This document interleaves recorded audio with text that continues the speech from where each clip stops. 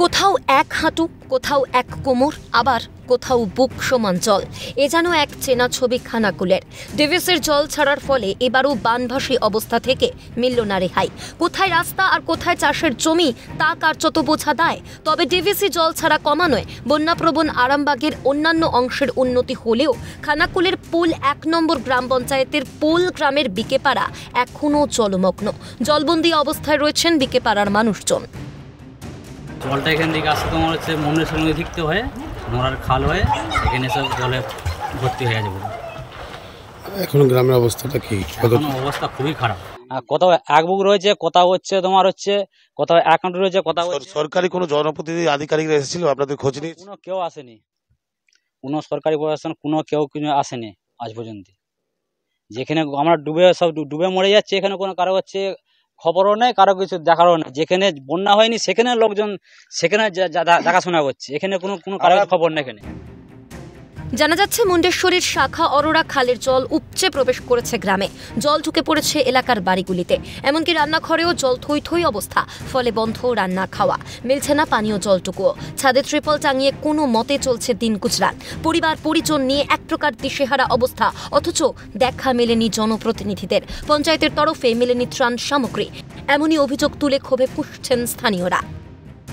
ছেলেপেলে নিয়ে থাকতে পারছি না, উপরে কোনো রকমে আমাদের ছেঁড়া তিরপল টাঙিয়ে বা ইয়ে করে থাকতে পারছি, তবু তো আকাশের জলে সেখানে আবার থাকা যায় না। এরকম কিছু পরিস্থিতি। আর আমরা কোনো রকম কোনো সাহায্যও পাচ্ছি না সরকার থেকে বা আমাদের পঞ্চায়েত থেকে, সেরকম কোনো সাহায্য আমরা পাইনি। ডুবে গেছে তো বাড়ি ঘর সব কিছু, আমরা ওপরে রয়েছি, রান্না খাওয়া করতে পারা যাচ্ছে না। এখন কিরকম অবস্থা আছে আপনারা দেখুন না, কিরকম অবস্থা আছে। বাচ্চা ছেলেদিকে নিয়ে কি কাণ্ড রয়েছি সব।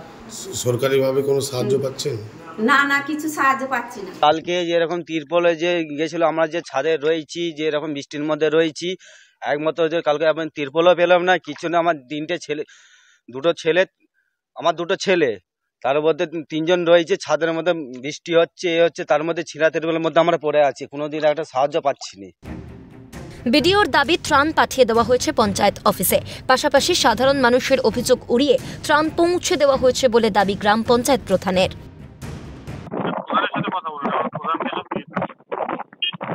কালকে আমি গিয়েছিলাম, ওখানে সব দিয়েছেন।